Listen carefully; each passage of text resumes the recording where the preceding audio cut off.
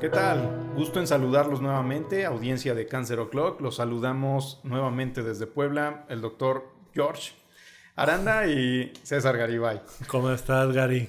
Muy buen día. ¿Qué tal? ¿Cómo estás, amigo? Bienvenido, audiencia. Todos estamos bien, gracias a Dios. Creo que es bueno, es un buen día. Sí, totalmente de acuerdo. Y dando continuidad al episodio anterior, recuerdo que el doctor Aranda empezó a discutir sobre signos de puntuación. Hablaba de un paréntesis, pero de repente habló de un asterisco. Y entonces se nos ocurrió que nunca habíamos platicado de cáncer de ano. Qué bueno que es necesario. Qué bueno que es esta introducción un poquito soez. Pero yo diría ortográfica. También. Pero hay que quitarle ese estigma sí. a este cáncer, ¿no? Este cáncer de ano. O sea, es que hasta ¿No vamos a hablar de otro cáncer? No. No, okay. Vamos a hablar del ano. Perfecto, ni hablar. Sí, perdónennos. Somos hombres, somos un poquito groseros, soeces. Nada más. Poquito nada más. Perdón, lo tengo que decir porque se me vino a la mente y si no todo el episodio va a estar ahí. Vamos a hablar del sin esquinas, ¿no? Entonces, ya poniéndolos profesionales. No, espérame, me falta uno. Porque si empezamos a hablar de sinónimos, nos vamos a aventar los 25 minutos del podcast, ¿eh? Ok, entonces solo hacer el último. No, ya pongámonos profesionales. Profesionales. Solo quería decir que hay muchos sinónimos. Ah, bueno, está bien. Listo, ya, me parece bien, ya. Postura. Ok. Ahora sí, doctor. Creo que primero hay que posicionarnos en dónde está el ano, ¿no? Sí. El ano es la parte final del sistema gastrointestinal. ¿Qué quiere decir? El sistema gastrointestinal es una manguera. Si empieza en la boca, termina en el ano. Justo. O sea, son los últimos centímetros de donde empieza la piel y termina este tracto intestinal. Justo así. Y además cobra relevancia porque a veces pensamos que el ano es lo mismo que el recto o que el colon. Y no, son situaciones muy diferentes. Son órganos diferentes de alguna manera. Con funciones diferentes. Y aquí algo que creo que puede dar mucha claridad es que las células que lo conforman son diferentes y por lo tanto el cáncer que pueden generar también son diferentes y se tratan diferente. Normalmente en el tubo digestivo, en el colon y en el recto, las células que lo conforman son más parecidas a las glándulas, son células altas como cúbicas, cilindros, ¿no? Exacto. Que tienen función de secretar y absorber, ¿no? O sea, sustancias y recubren estas que se le llamamos nosotros mucosa. Así es. ¿No? Pensando en una analogía, por así decirlo, si la boca fuera, o sea, toda la boca, la parte de adentro es mucosa, son estas células especiales, y la piel de los labios o sea, alrededor de la boca sería un epitelio, ¿no? Que le llamamos nosotros epitelio, y generalmente es un epitelio plano, ¿no? O sea, que son aplastaditas unas sobre otras. Así es, justamente esas células que conforman el ano es más parecido a la piel que a las glándulas. Entonces, cuando se alteran, cuando se vuelven malignas esas células, generan un tipo de cáncer diferente. Y sus factores de riesgo también son diferentes. Ok. ¿Qué tal si hablamos de eso, de factores de riesgo? Me late. Justo vamos para allá.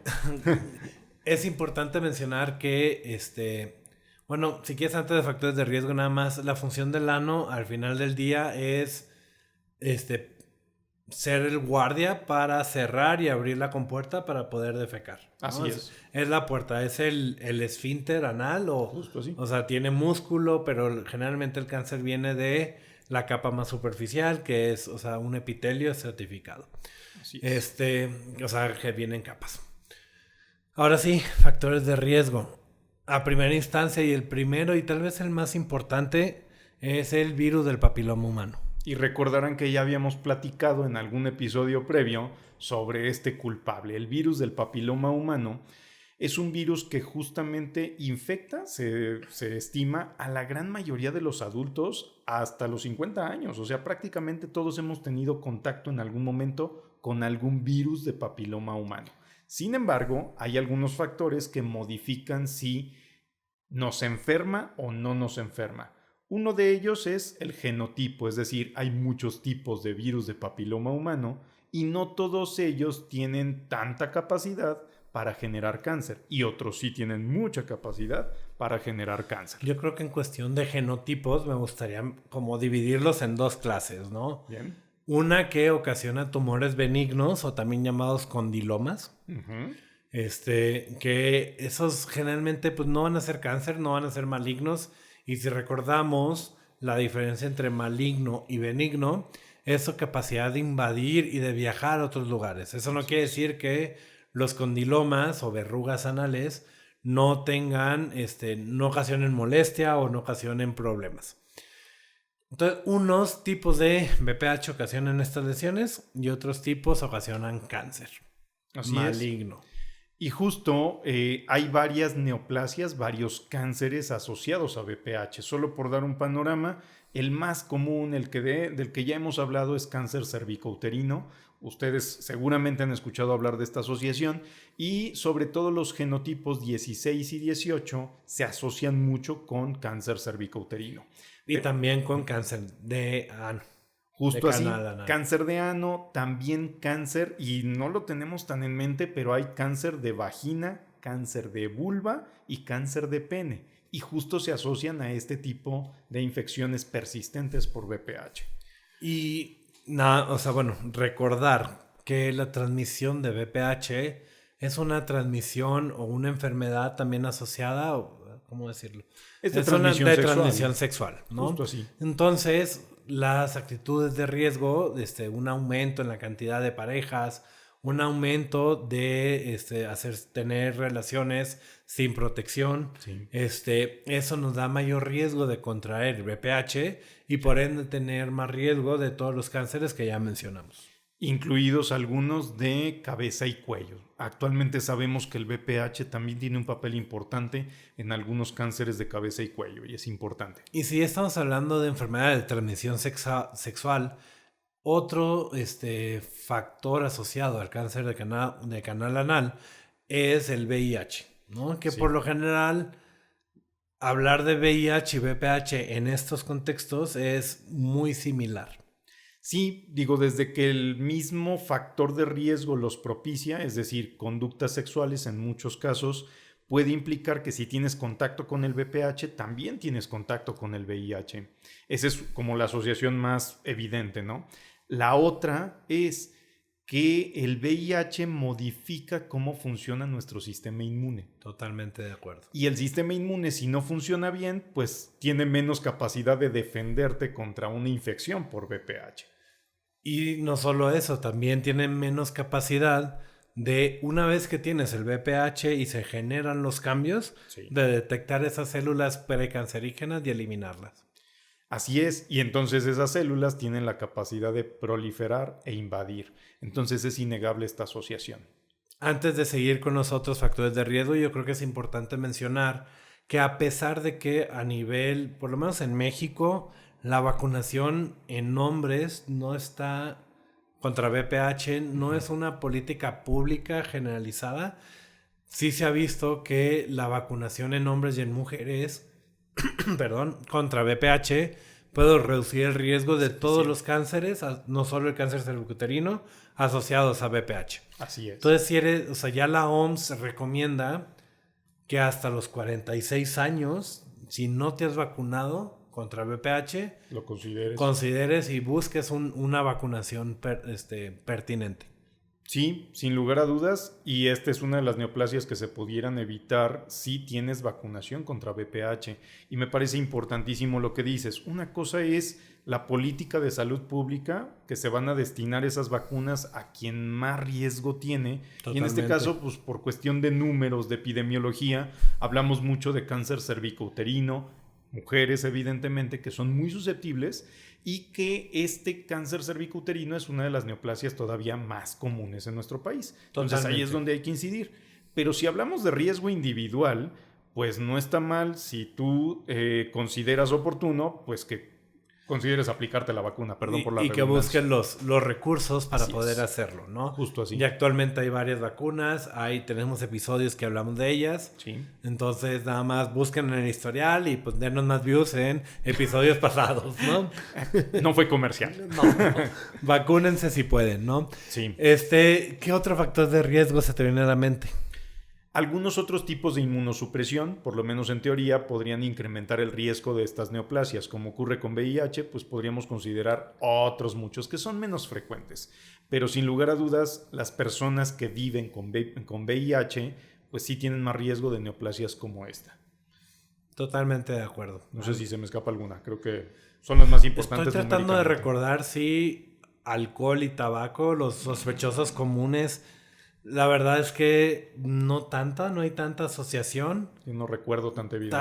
Tal vez estén asociados a unas conductas de mayor riesgo, podría ser. Quizá, no lo sé. Entonces habría que checarlo y se los tenemos para algún live o algo por el estilo, lo comentamos, pero generalmente no.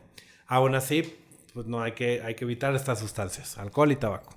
Ahora platiquemos cómo se presenta esta enfermedad, cáncer anal.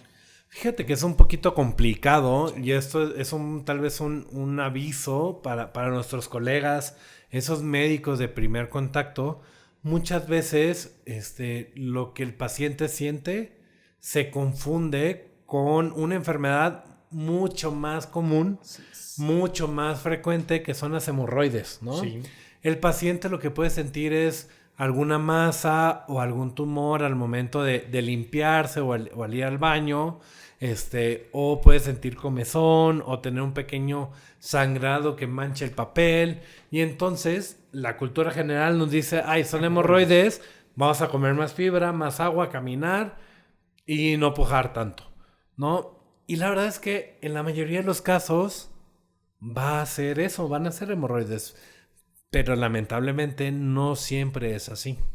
Sí, y como las manifestaciones clínicas, es decir, los síntomas y los signos se superponen bastante, son muy parecidas, creo que parte de la clave sería la persistencia. Si ves que ese sangrado persiste, es cada vez mayor, hay sensación de masa, hay incomodidad, hay factores de riesgo, pues si te toca como médico de primer contacto, es buena idea que revises bien, dudar si esas son hemorroides. Si al final son hemorroides, qué bueno, ya lo abordaste. Totalmente de acuerdo. Pero si no son, podrías estar detectando un problema lo más temprano posible. Y generalmente el encargado o el especialista de la zona del ano es el coloproctólogo, ¿no? Así es. Creo que si algún paciente tiene estas sensaciones y va a tu consulta de primera vez y eres un médico de primer contacto, tienes la obligación, porque el paciente puede llegar y decirte, es que desde hace 10, 15, 20 años sé que tengo hemorroides. Ya fui con un médico y me dijeron que tenía hemorroides. Inclusive puede ser alguien que ya le quitaron las hemorroides y volvieron a salir, ¿no? Porque también puede pasar. Pero si cambia la sensación o si es la primera vez que conoces tú a ese paciente, hay que hacer, lamentablemente, porque es incómodo tanto para el paciente, la familia, el médico, un tacto, ¿no? O sea, hay que hacer una revisión, una exploración física completa en ese sentido y descartar, ¿no? Si son hemorroides y ver hemorroides es relativamente fácil. Ya está, ¿no? O sea, se da cambios dietéticos, pomadas, hay cirugías, algunas son ambulatorias y se puede. Pero si no lo son y se ve algo diferente, pues hay que apoyarnos de ese amigo que todos tenemos y que nadie dice que es el coloproctólogo. Un saludo a todos mis amigos y amigas coloproctólogos y coloproctólogas. Sí. Y si, justo así, o sea, y si lo envías al coloproctólogo, ya estás ayudando a ese paciente porque pues, va a revisar el coloproctólogo, hacer una anoscopía y revisar si en efecto son hemorroides y los puede tratar, o si es alguna otra lesión. Totalmente, ¿verdad? De acuerdo. Y creo que otro dato de alarma sería el observar condilomas, verruguitas justo en esa región. Eso puede hacer más probable que haya una infección por VPH. Y si tenemos VPH por un tipo, podemos tener VPH de otros tipos. Así es. Es un buen dato. Y yo agregaría los síntomas que puede tener cualquier paciente con cualquier tipo de cáncer. Pérdida de peso, claro, náusea, vómito, o alguna otra, lamentablemente cuando ya es avanzado, que tengan tos porque está en el pulmón o en algún otro lugar. Pero generalmente los síntomas inicialmente son locales. Y los podemos confundir con hemorroides o almorranas. Y un dato que se me escapaba, pero en algún momento escuché a algún coloproctólogo que creo que lo decía, lo refería muy bien, y es: el ir a defecar no debe ser molesto. Si hay molestia al defecar, cuidado, puede haber alguna enfermedad en esa región y pues ya decíamos, alguna de estas enfermedades pudiera ser cáncer anal. Entonces, y ahorita se me viene a la mente justo que dices molestia, o sea, y esa molestia no necesariamente tiene que ser dolor. No, puede haber algún tipo de obstrucción, ¿no? Estreñimiento crónico, o que empieza de repente, que cueste mucho pujo, mucha fuerza para poder evacuar. Entonces, o que las heces se hagan más delgaditas, pues también son datos de alarma. Entonces hay que revisarse. Ok, y una vez que el paciente dice, ok, sí tengo estos síntomas, quiero ir o voy con el coloproctólogo, generalmente él es el indicado para hacer una revisión del canal anal. Los estudios que se hacen, la verdad es que son muy sencillos, ¿no? Es una, como bien dices, anoscopía, ¿no? Que generalmente se hace en el consultorio, no necesita una sedación, pero si se ve algo en esa revisión un poquito más profunda, conviene hacer una colonoscopia, una rectosigmoidoscopía para ver la extensión hacia adentro. Justo así, y si se encuentra alguna lesión, lo más probable es que te propongan hacer una biopsia, tomar un pedacito de esa lesión, esa parte que se ve enferma, y mandarlo a analizar con el anatomopatólogo, que lo vea bajo el microscopio y nos pueda dar un diagnóstico. Generalmente el cáncer de canal anal es de un tipo epitelial o epidermoide. Y esa es la forma en que decimos este paciente tiene un cáncer de canal anal. Como estudios extras, tu equipo médico te podrá pedir biometrías hemáticas, químicas sanguíneas para ver cómo funciona tu hígado, tu riñón. Y pedimos siempre un estudio de imagen que aborde abdomen y pelvis, y como ya cada vez es más fácil y más frecuente, también tórax, ¿no? Queremos asegurarnos que no haya lesiones fuera del canal anal para entonces poder darte el mejor tratamiento. No, pues estoy de acuerdo. No, pues muchas gracias por no interferir. No, desde luego, necesitamos ver la extensión de esa enfermedad para poder diseñar la mejor estrategia de tratamiento. Y bueno, este tipo de estudios de imagen depende mucho el caso, pero generalmente usamos una tomografía, es muy accesible, no se limita a ello, a veces se requiere hacer una resonancia si vemos que no hay enfermedad en otros sitios y queremos ver bien hasta dónde llega, cómo se delimita. Una resonancia puede ser muy útil, y en algunos casos en particular pudiera ser también de utilidad un PET. Pero de entrada creo que tomografía para la mayoría. Para la mayoría, y resonancia si estás planeando un tratamiento multimodal, ¿no? Que al final de cuentas eso es lo que queremos. Vamos con ese tratamiento multimodal, George. Creo que tú estás fresco en ello. Sí, un poquito. Generalmente cuando hablamos de tratamiento multimodal hablamos de quimioterapia, radioterapia y tal vez en algún momento una cirugía. En cuestión del cáncer de ano, si está localmente, si solo está ahí en el ano y tal vez los ganglios alrededor del ano, y lamentablemente si los ganglios ya se palpan en la ingle, quiere decir que ya están fuera de la pelvis, y entonces es una enfermedad más avanzada. Si están local o localmente avanzadas, el tratamiento inicial no es cirugía. Exacto. A los pacientes les va muy bien con una combinación de quimioterapia con radioterapia. Y la verdad es que no me dejarás mentir porque a ti te tocó. Esa quimioterapia o esa combinación ya tiene mucho tiempo, ¿no? El esquema es un esquema que lleva décadas y tiene muy buenos resultados.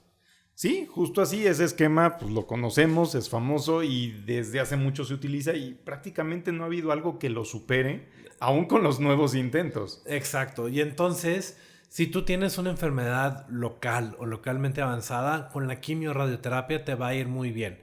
¿Por qué? Porque se ha demostrado buenas respuestas y preservar la función, ¿okay? Y esto es importante. ¿Por qué me detuve después de hablar de localización?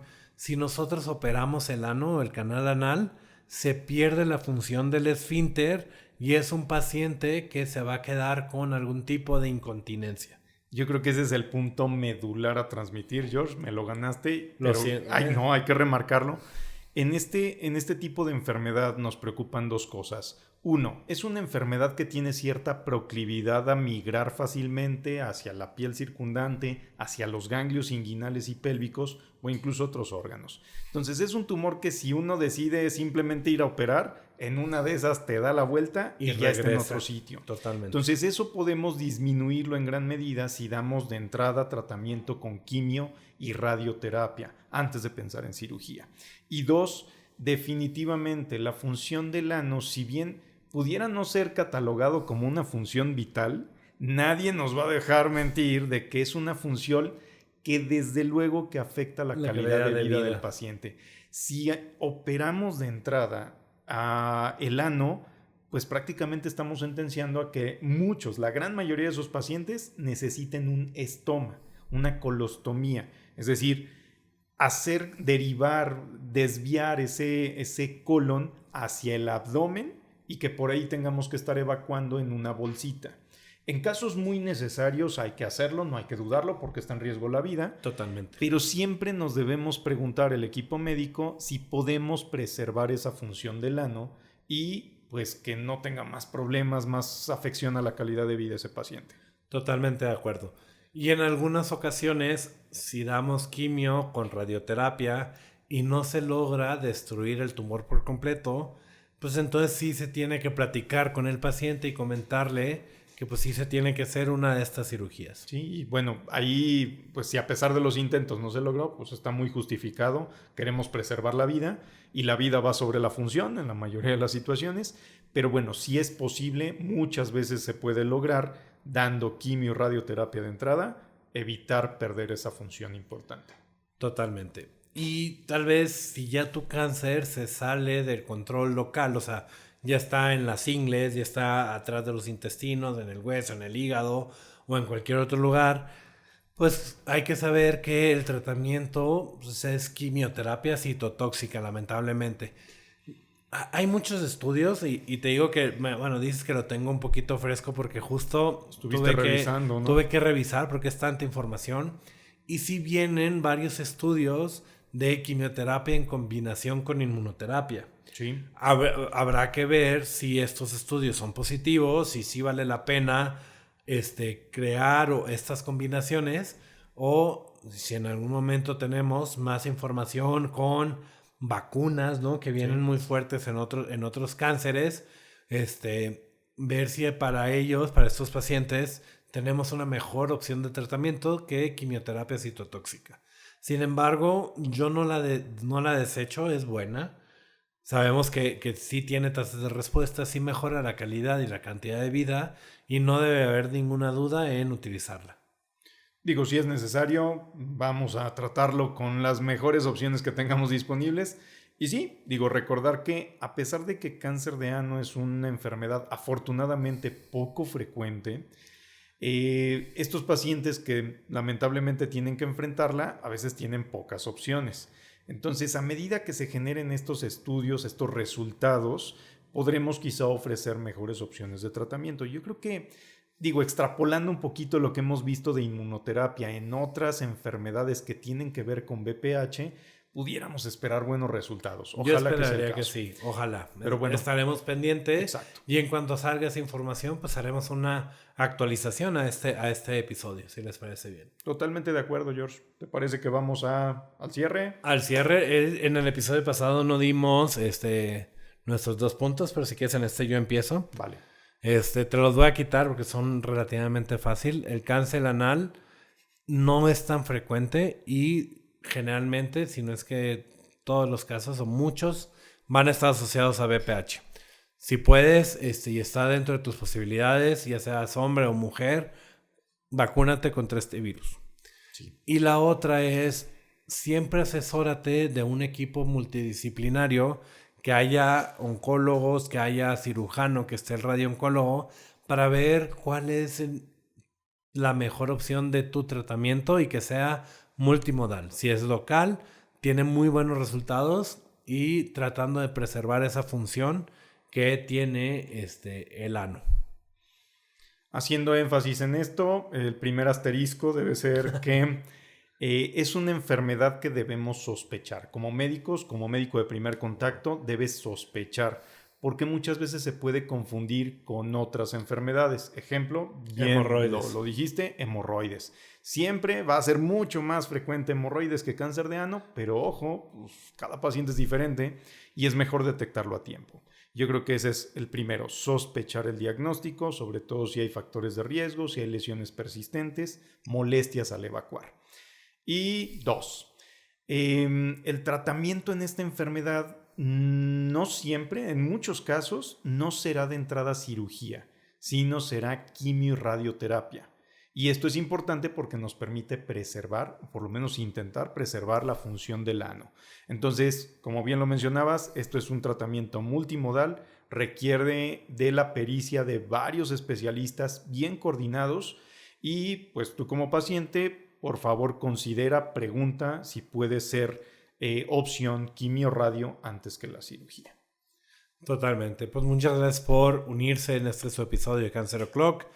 Recuerden, dejen sus comentarios. La semana pasada lanzamos la convocatoria. Si tienen algún artículo o alguna información que quieran que discutamos, adelante. Están nuestras redes, nos las pueden hacer llegar, ya sea a mí o al doctor Garibay, y estaremos con ustedes respondiendo todas sus dudas.